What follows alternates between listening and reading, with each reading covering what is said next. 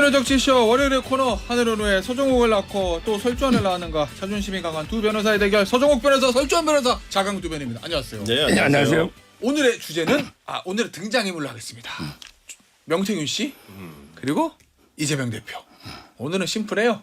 네, 명태균 씨는 약간 이제 거의 이제 페이드아웃 되는 느낌이에요. 느낌은 모르겠습니다만은 아직은 제가 봤을 때 이제 수사가 본격적으로 되면서 조금 좀 정리가 돼가는 느낌이긴 한데 더 나올 게 없다. 아니 더 나올 것은 있어야 되는데 못 나오는 느낌이고요. 뭐 근데 이제 기존의 어떤 가십성의 어떤 뭐 그런 정황적인 진술들이 그렇게 큰 힘을 발휘하지는 못하는 것 같아요. 뭐 저도 이제 이런 말 있잖아요. 태산명동 서일필.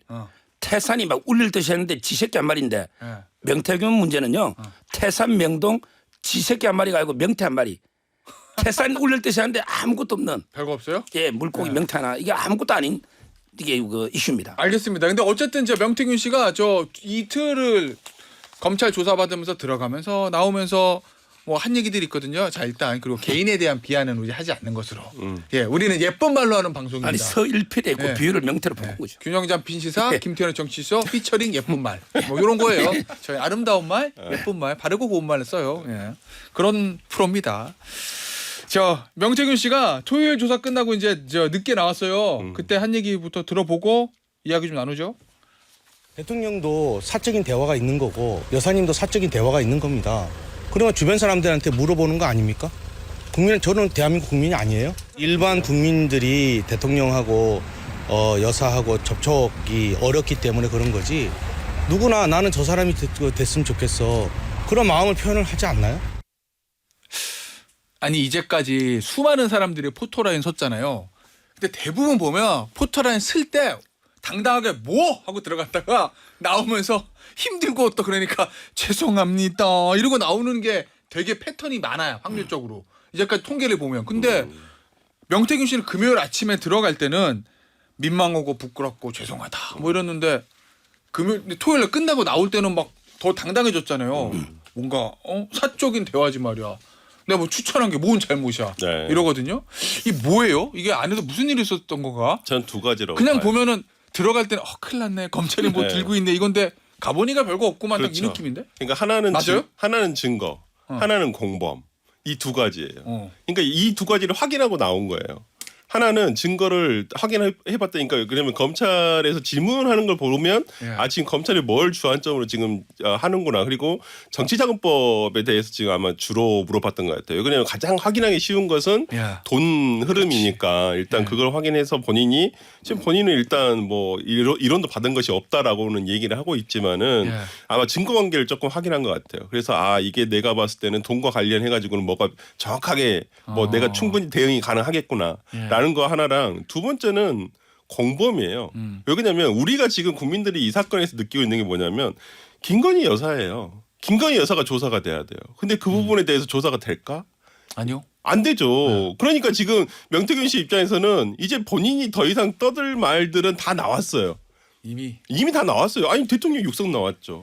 이제 마지막 하나가 있어요. 엊그저께 뭐 공개된 지금 녹취에도 있지만은 김건희 여사가 뭐 김영선의 그거 하나 한 건 개입한 건데 이따 들을 거예요. 그것도 쩔쩔매고 있다. 그러니까 여기서는 이제 더 이상은 본인의 말은 필요가 없어요.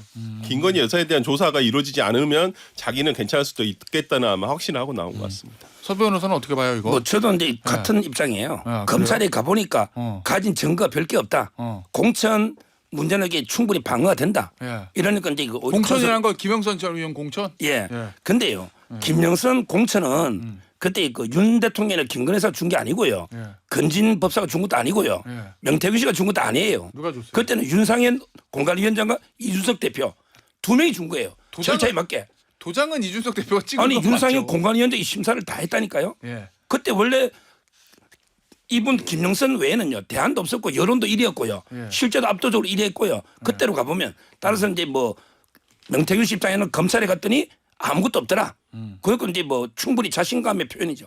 그러니까 두 가지인 것 같아요. 그 이 공천 개입과 관련해 가지고 대가성이라는 것은 두 가지 사건에 지금 일어나고 있는데 하나는 김영선 의원의 당시 보궐선거 공천과 관련해 가지고 대가성 여론조사 비용을 대가로 김영선 전 의원의 공천을 받아왔다는 것과 하나과 그다음에 이번 지방선거 지난 지방선거 그때 당시 지방선거의 그 지역에서의 어떤 3명으로부터 그 여론조사 비용을 대납받았다라는 부분 이것이 공천 대가인가 아닌가 이거에 대해서만 일단 확인이 되면 되는데 본인은 그 부분에 대해서는 조금 뭐 자신 있는 듯한 태도를 보이고 있는 것 아니 같습니다. 그럼 지금 검찰에서 수사하고 있는 게 핵심은 그거예요. 김영선 전 의원의 문제가 아니고 예를 들면 뭐 그저 지방선거 때 예비 후보 3명으로부터 1억 2천 받았다는 의혹 그거를 지금 차원지검이 보고 있는 거예요 지금?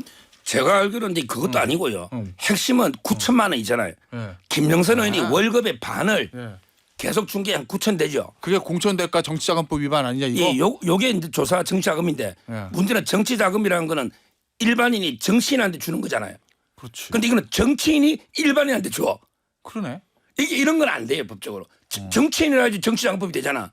명태균 씨는 정치인이 아니잖아. 뭐 뇌물도 아니고 예. 공무원이. 그러니까 이제 그 법리로 민간이니까. 김소연 변호사가 이 변호를 하고 있는데 또 한 분 더 있어요. 변호사가 둘이에요. 제가 알기로는. 그래요? 근데 그 정치자금법이라는 게 명태균 씨가 정치인이 아니고 김영순한테 돈을 받았다 해서 걸린다. 이게 좀 법리적으로 여러 애로가 있고요. 그다음에 그 아마 출마자한테 돈 받은 거 있죠. 그건 억지로 하면 사기가 될지 안 될지 모르겠는데 돈을 또 돌려줬다는 거 아니에요. 본인이 받은 것도 아니고 따라서 이게 그것도 핵심이 아니고 구천 조사가 핵심을 알고 있어요. 그 혐의가 뭐야 그러면? 그러니까 정치자금법인데 안 될 것 같다. 형량이 뭐 정치인이 아닌 사람이 받은 거니까. 그래요? 예, 알겠습니다. 아니 그런데 사실은 뭐 솔직히 말씀드리면 지금 뭐 예비 후보 지방선거 예비 후보한테 뭐 1억 2천만 원 받았는지 안 받았는지 김영선 전 의원한테 그 9천만 원 받은 게 뭐 공천의 대가인지 뭐 빌려준다 받은 거지 이거보다 사실 국민들이 제일 관심 있는 거는 김영선 전 의원의 공천에 윤석열 대통령 김건희 여사가 관여가 됐는가 갔는가 그렇죠. 그리고 그걸 수사를 통해서 밝혀줄 수 있는가 이게 사실은 국민들이 제일 관심 있는 거 중요한 것도 그거잖아요. 어제 JTBC하고 SBS 통해서 새로운 녹취가 좀 공개됐는데 이것도 한번 들어보고 이야기 나눠보죠. 김건희가 전화가 와서 내 말고 다 터졌잖아 지금 사고가. 언론에 다 터져갖고 김건희가 쫄아갖고 그 명태균이가 김영서의 김건희 팔고 다닌다는데 하고 물어본 거야 김영서한테. 내가 울었어요 김건희 앞에 가서. 김영서 있고 우리 황금이 들먹이면서 팔았어요. 그것 때문에 김건희가 유일하게 개입된 게 김영서이라. 그거 어떻게 들통날까 싶어갖고 지금 전전긍긍하는 기라. 이게 결국에는 2022년 7월 그러니까 지방선거 이제 끝나고 재보궐고 다 끝나고 통화 내용의 녹취록이고 이거 JTBC에서 공개한 건데 어제 이 JTBC 녹취록하고 저 SBS 단독 보도 취재 내용에 다 따르면 정리하면 이거예요. 김영선 전 의원이 대통령 부부와 친분이 깊다. 그래서 당시에 뭐 윤심을 얻었다. 김건희 여사 때문에 공천 받았다. 요 얘기가 한참 도니까 김건희 여사가 입조심 시키려고 전화가 왔다. 김영선 의원이 왜 내 얘기를 그렇게 하고 다니는 거예요? 이런 식으로 김건희 여사가 연락이 왔다라는 건데 이 녹취록은 의미가 있는 겁니까? 의미가 있죠. 그러니까 아까 제가 점에서? 말씀드렸던 공범의 문제, 공범의 챕터예요. 예. 그래서 김건희 여사가 예를 들어 공천 개입, 김영선 의원의 공천 개입에 어떠한 역할을 했느냐. 이건 분명히 개입했다라는 걸 명태균 씨 과거에 거짓말할 이유는 없잖아요. 강혜경 씨한테 개입을 했다는 건 사실이니까. 그러면 개입의 정도가 주도적으로 이것을 공천 개입을 했다고 한다면 이건 형사적으로 문제가 되는 거죠. 그러니까 남은 건 김건희 여사에 대한 수사가 이루어져야 되는 거예요. 그렇지 않으면 여기에 대해 더 어떻게 수사를 해요. 이 명태균 씨 진술은 이미 나와 있어요. 본인이 과거에 한 이미 녹취가 나와 있기 때문에 이걸 본인이 어떤 의도를 부인할 수는 있겠지만은 녹취 자체를 부인할 수는 없죠. 그렇다고 하면 개입을 했다라는 김건희 여사가 조사가 돼야 되는 것은 당연한 거 아닌가요? 이게 그러니까 수사를 우리가 수사기관이라고 생각을 해보면 당연히 명태균 씨 조사하고 그다음 개입했다고 나온 김건희 여사를 당연히 조사해야 되는 거 아닌가요? 저는 그 순서대로 가야 되는데 지금 이제 뭐 검찰이 그걸 할 수 있냐가 문제죠. 제가 궁금한 거. 명태균 씨가 막 그러잖아요. 내가 뭐 사적으로 추천할 수도 있지. 우리 국민들 다 추천하지. 대통령 연락처를 못하는 거지. 그게 뭐가 문제야 이렇게 얘기하잖아요. 만약에 대통령이나 김건희 여사가 김영선 의원의 공천에 개입했으면 그건 법리적으로 문제가 되는 거죠. 예를 들면 문제 안 돼요 법적으로. 그것도 문제 안 돼요. 문제 안 돼. 왜 안 되느냐면요. 그래요? 자 일단 이게 요게 녹취가 전문 정보도 아니고 전 전문 두 번이나 전애들은 전거 김건희 여사 육성도 아니고요. 예. 지금 보세요. 김건희 여사가 그때 이제 그 설령 뭐 약간 이게 추천했다 한들 예. 민간인이잖아요. 자 그러면 예를 들면 예. 명태균 씨가 지금 검찰 들어가서 내가 명태균 씨예요? 어. 부장이에요? 서 변호사가 그러면 얘기했어. 아 내가 그 당시에 김영선 전 의원 공천 주려고요. 저 대통령하고 여사한테 계속 부탁했고요.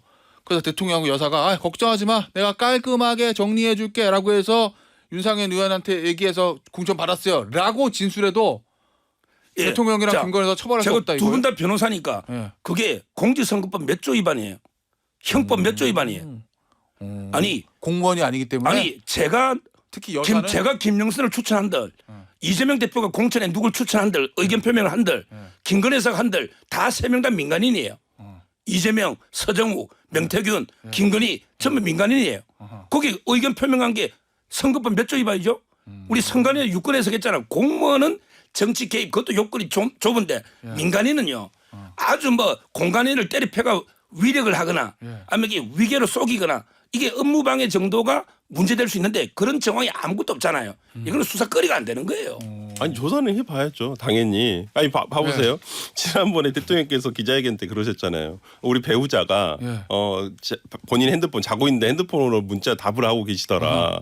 그러면 여기서 예를 들어서 대통령의 핸드폰으로 당시 공관위원이든 공관위원장이든 누군가의 의견 표명을 했다고 쳐요. 예. 그럼 그게 김건희 여사가 그렇게 뜻하고 쳐요. 대통령을 모르는 사이에 잠드신 사이에 그렇다고 하면 이건 이건 자, 대통령이 당무 개입 아닌가요? 그럼 이재명 대표가 공천에 의견 표명했다 치면 아니 그건 이재명 대표는 똑같잖아요. 당 대표잖아요. 당 대표는 권한이 있나요? 공천에 개입할 권한 이재명 없죠. 대표와 대통령은 다르죠. 그런데 당 대표도 공천 업무는 분리 독립되기 때문에 당 대표도 관여하면 안 됩니다. 똑같습니다. 논리는. 그러면은 명태균 씨가 그렇게 진술하고 예를 들어서 대통령이나 김건희 여사가 명태균 씨한테 걱정하지 마 내가 다 정리했어 이런 녹취록 만약에요 그게 검찰이 들고 있다 하더라도 조사할 할 수가 없는 게 아니라 할 필요가 없다. 그러면 어차피 안 되니까. 선관위 유권해석이 김건희 여사가 의견 표명해도 예. 안 된다는 거고요. 아니, 그러면- 그다음에 공무원들도요. 의견 표명마저 안 돼요.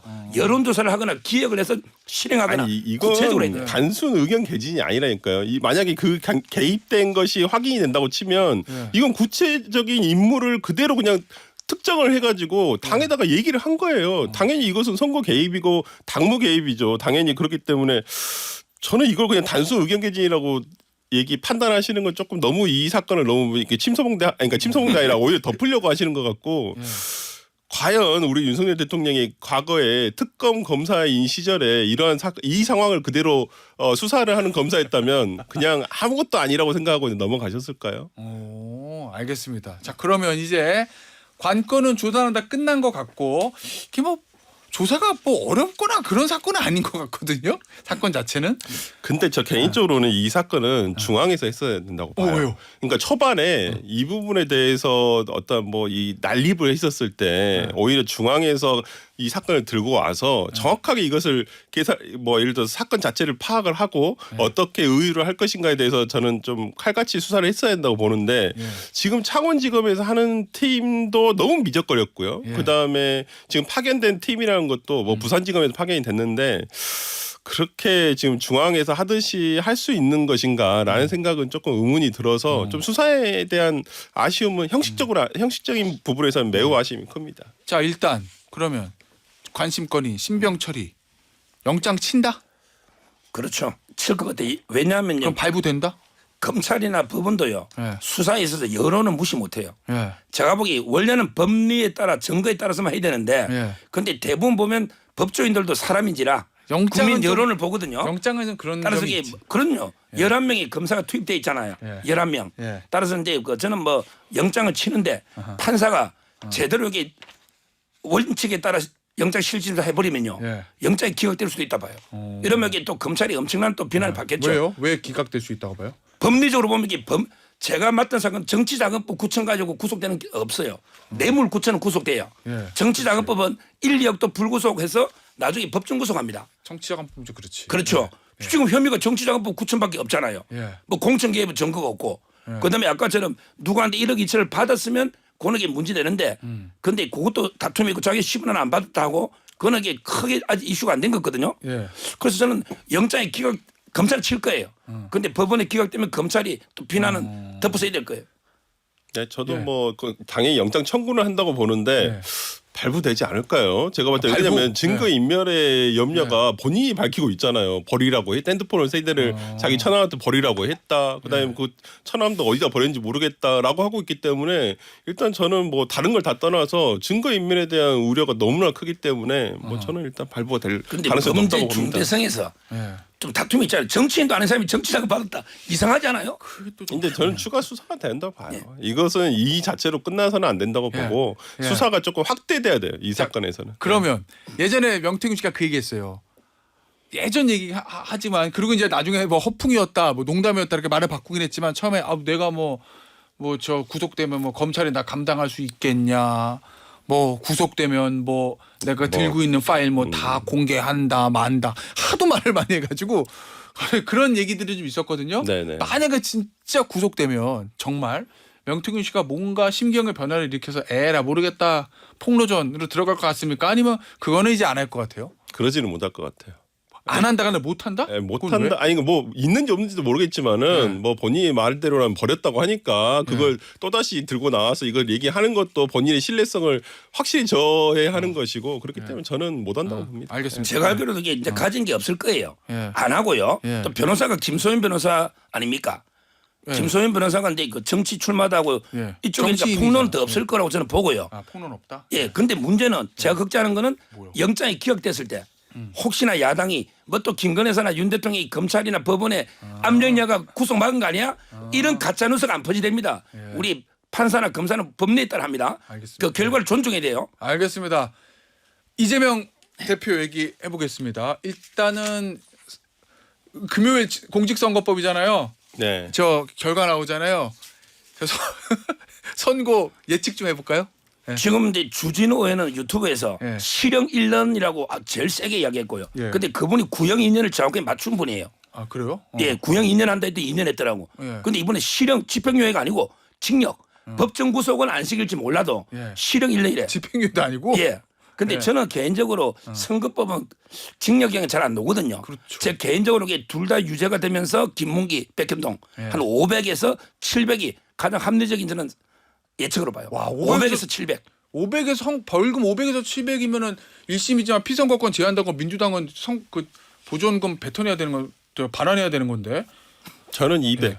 150에서 200 사이. 150에서 200. 150 아니면 200만 원. 저는 왜냐하면 두 무죄가 나오긴 조금 백현동 부분이 좀 매우 걸려요. 그 부분은 조금 걸리고, 예. 그러니까 김문기 씨 부분은 저는 뭐 그 부분은 유죄가 되긴 좀 힘들지 않을까라는 생각을 하고. 그 얘기는 김bun기 씨 부분은 사람을 잘 안다 모른다는 주관적인 판단이니까 무죄 나올 수 있는데 백현동 부분은 공무원도 있고 그래가지고 그렇죠. 쉽지가 예. 않을 거다. 좀 그 부분은 조금 애매합니다. 근데 150에서 벌금 200이라는 얘기는 항소심 가면은 공무원 아래로 떨어질 그렇죠. 수 있는 보통 우리가 선거법 이렇게 변호를 해보면 1심에서 150, 200이 나오면 네. 성공한 거잖아요. 솔직히. 항소심 가면 항소심 가서 이제 선처를 바라고 네, 또 빌면. 반성하고 하면 이제 90만 원으로 떨어지기 네. 때문에 예. 뭐 저는 뭐 그러니까 150에서 200만 원 정도 나오고 이제 항소심에서 이제 이재명 대표가 어떤 그 재판 태도를 보느냐에 따라서 예. 뭐 충분히 뭐 소기의 성과를 거두시지 않을까. 근데 서정옥 변호사의 벌금 500 또는 주진우 의원의 징역 1년 이거는 항소심 가도 100만 원 아래로 안 500만 떨어지는 원은 제가 안 그 설 떨어져요. 변호사 이야기를 같은 이야기를 민주당 패널 몇 명한테 들었어요. 예. 1심에서 한 150에서 200 받아서 예. 2심가가 자백을 한대.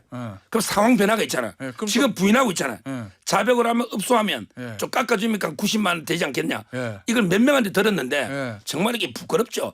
정치인이 안 했다 했다가 그 벌금 몇십만 원 깎으려고 이게 자백을 하고 내가 아이고 거짓말했다? 이러면 정치 안 해야죠. 아니 근데 우리가 법정에서 우리도 변호사니까 다 가사 예. 이 말 쓰잖아요. 가사 유죄가 인정된다 손 치더라도 어쨌든 어떤 결과가 나오지만 항소심은 갈 거예요. 검찰은 이장 때문에 항소할 거니까 조금 전에 하다가 항소심 전략은 다음 주 월요일 알겠습니다. 금요일 날 오후에 선고나고 따끈따끈하게 월요일 날 저희가 방송할 때 그러겠네요. 얘기해보고 요거 마지막으로 짚어보죠. 생중계 할 것 같아요? 안 할 것 같아요? 법원이? 해야 되는데 예. 안 할 것 같아. 왜냐하면 이게 제가 법조인들 판사님들 다른 판사 예. 물어봤더니 판사 얼굴이 공개되는 걸 못 참는데요. 개딸들도 있고 예. 왜냐하면 생중계하면 판사 얼굴을 마스크 쓰고 선고할 수는 없잖아요. 예. 그게 제일 부담스럽기 때문에 저는 안 할 걸로 보이는데 원래는 해야 돼요. 원래는 해야 되는 건 또 뭐예요? 국민의 알 권리. 이거 중계하면요. 예. 이명박 대통령 선거보다 시청률 10배 놉니다. 시청률 대박 납니다. 그래요? 근데 그게 알 권리가 그만큼 관심이 높다는 거예요. 근데 안 할 거예요. 근데 하는 게 보수 진영이 안 좋을 수도 있어요. 그걸 왜 그 이재명 대표가 무조건 유죄가 된다는 전제하에서 이렇게 주장을 하시는지 전 그건 이해가 안 가요. 아니, 설 변호사. 아니 저는 왜 그러냐면 이게 하도 끝나고 나와도 판결 결과만 놔두고 그 이유를 두고 이랬다 저랬다 그냥 각각 호도를 하니까 그러니까 자기 좋은 대로 아재 인수를 하니까 오히려 저는 그냥 판결문 듣고 판단해라 국민들이. 예. 저는 그런 입장에서는 공개되는 게 생중계하는 게 맞다고 보는데 뭐 그렇죠 1심이고 그걸 야당 대표에 대한 것인데 굳이 뭐 할 필요가 있을까? 제가 볼 때 이 사건도 그렇게 뭐 그 중요한 사건은 아니에요. 근데 제가 어떤 분은 3심을 자꾸 중요한데 3심은 알잖아요. 대법원이 선고합니까? 대법원 한두 장밖에 없잖아요. 1심이 제일 중요한데 그걸 선고해야지. 대법원은 무슨 중계를 합니까? 아니 그리고 뭐 기자들이 들어가서 거의 실시간으로 풀이 나올 거기 때문에 뭐 예, 괜찮습니다. 알겠습니다. 선고하는 게 맞는지 안 하는 게 맞는지는 모르겠으나 그건 뭐 판단의 영역이니까 제가 판사라면 안 할 것 같아요. 왜냐면 그러니까요. 부담되니까. 아 부담되죠. 부담되죠. 그러니까 마스크 쓰고 하든지. 아니 부담되죠. 예, 알겠습니다. 오늘 자강두변 여기서 마무리하도록 하겠습니다. 지금까지 서종옥 변호사, 설주환 변호사였어요. 감사합니다. 네, 감사합니다.